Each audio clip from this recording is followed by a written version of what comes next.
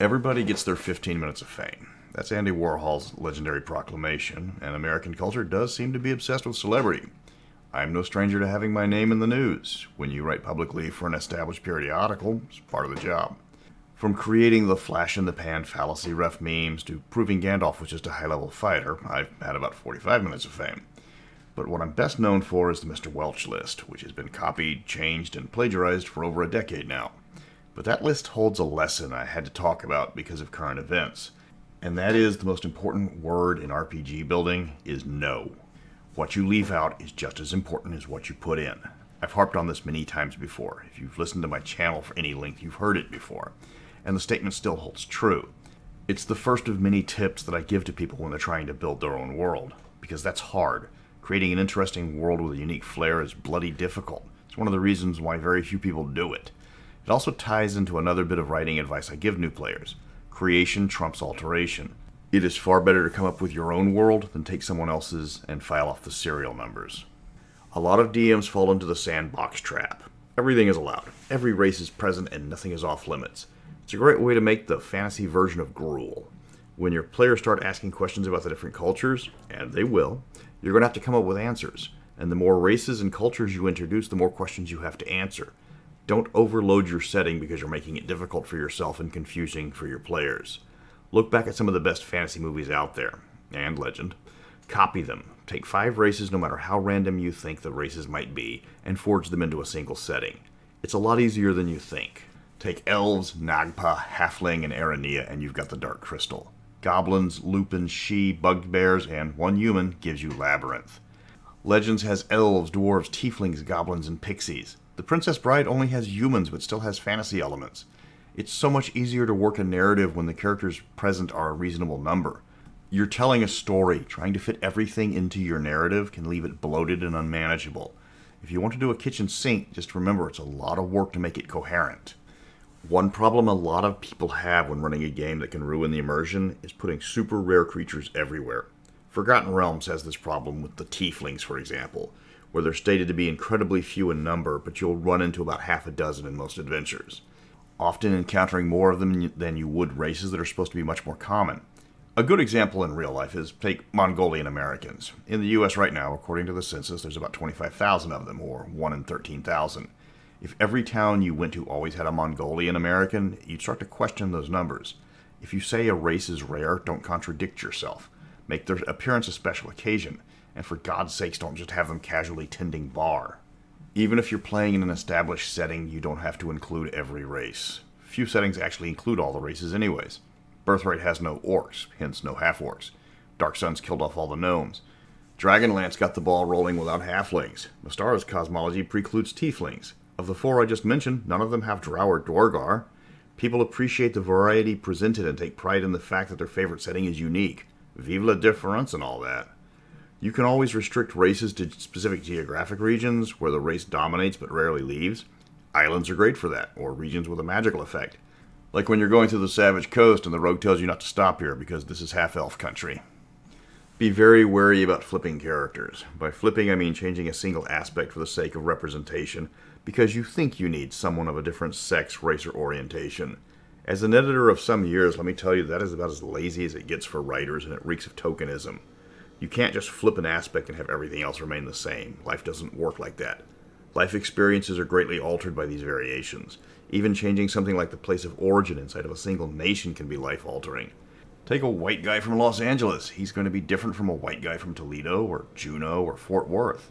You haven't changed anything but their home city, but you can't tell me that won't change how the character sees the world. Again, creation before alteration. You want an Asian character in an established campaign? Write one. Not enough women for your tastes in a group? Add one. You will make a far more grounded and believable character from the ground up than by simply changing a single line in their description. It's more work, sure, but the players will notice the extra work, and you will find that the finished character is a lot easier to work into your campaign because they will organically have a place. Don't fall into the trap a lot of writers do of taking an idea for their own world, finding something similar, and trying to ignore that nothing's changed. This gets you a world that lacks the charm of the original because replacement parts tend to be glaring. Remember, players love canon. We always have. We like canon that expands but doesn't necessarily change. Players want the further adventures of the characters they know and love, and more importantly, they always want to be able to relate to those characters. You can't alter a character too far from the original or they stop being the character the fans love. Radically shifting story aspects rarely work. Don't rewrite established characters to make them fit your story. Fit your story around the established character. If James Bond starts lecturing people on why smoking, drinking, and womanizing are wrong, that's no longer James Bond. If you need someone to give that lecture, find a more appropriate character or invent that character if necessary. If you have to alter a character, remember small changes cascade. It's far easier to change entire groups than it is to change a single individual. If you make a single family in a small village suddenly black, then you have to ask, where did they come from? Why are they the only black people in the region? The parents had to meet somehow, and if there aren't any other blacks in the village, how did this happen? Don't flip individuals, flip groups. Instead of a single family, change an entire neighborhood. Now you've got hundreds of people in the same ethnic group in a region. They don't look like token representation. You don't have to answer uncomfortable questions about incest because of the noticeable lack of a sustainable population. Flipping an entire group of people also lets you import plot hooks from other cultures. I've seen Hamlet more times than I want to count. Spoilers. Everybody dies. Hamlet dies. Ophelia dies. Yorick's already dead. If your name's not Horatio, you're not long for this world. God, I hate Hamlet. I hate it with every black beat of my bitter heart. But Hamlet is easy to just change the setting, but you don't have to change the plot. I've seen Hamlet set in Nigeria, Rome, Chicago, and Scotland. That last one just ain't right.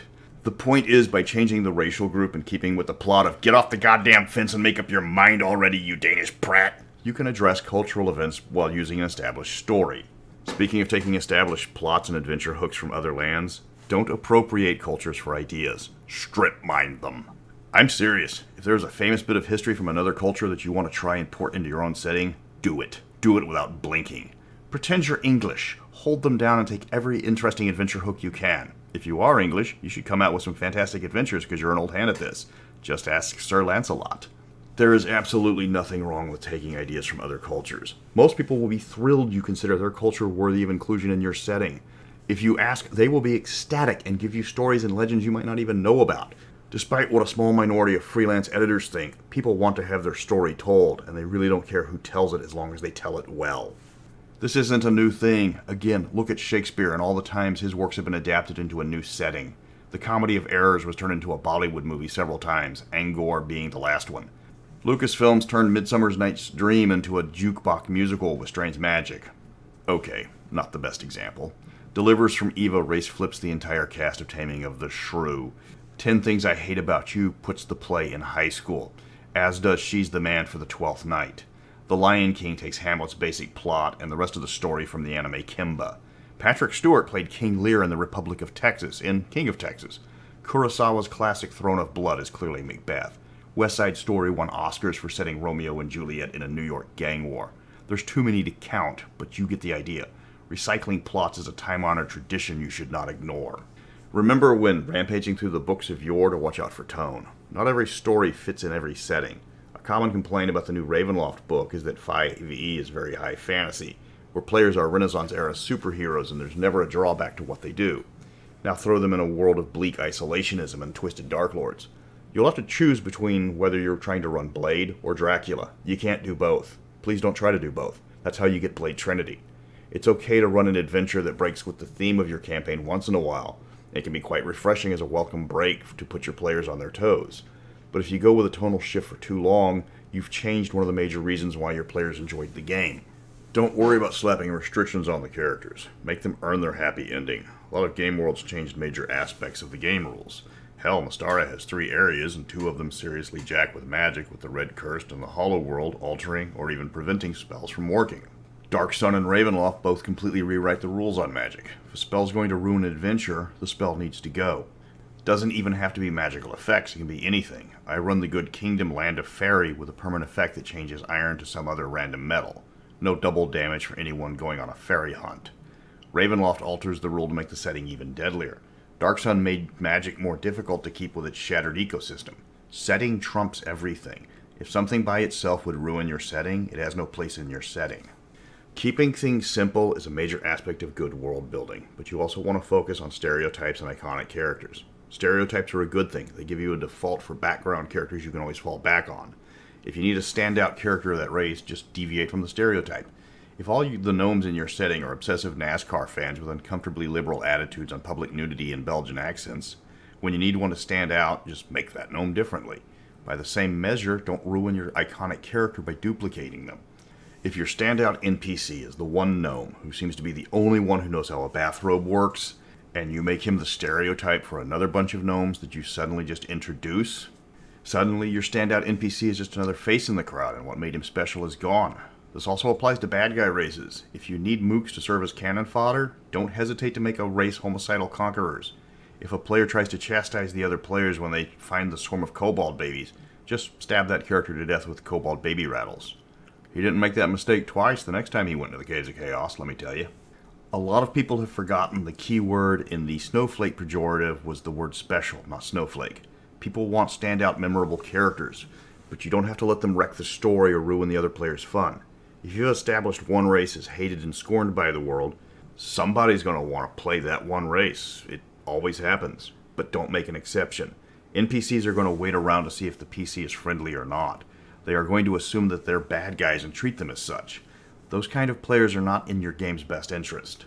So those are some thoughts that have been churning in my head as people have asked me for a lot of advice lately. But the most important bit of advice that I can give you is that it's your game. Play with the people that make it fun and ignore the people that tell you that your fun is wrong.